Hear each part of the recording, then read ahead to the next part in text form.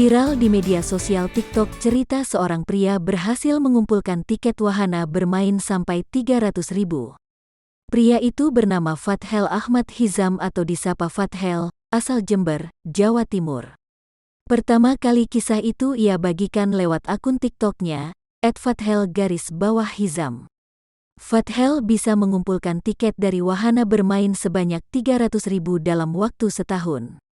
Tiket ini ia tukarkan pada hari Selasa, tanggal 30 Maret tahun 2021 di Golden Market, Jember. Kepada Tribun News, ia mengakui sempat alami kesulitan saat membawa tiket ini untuk ditukarkan.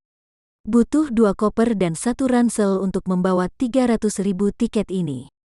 Menurutnya, supaya tak dicurigai satpam, koper perlu dibawa melalui lift barang.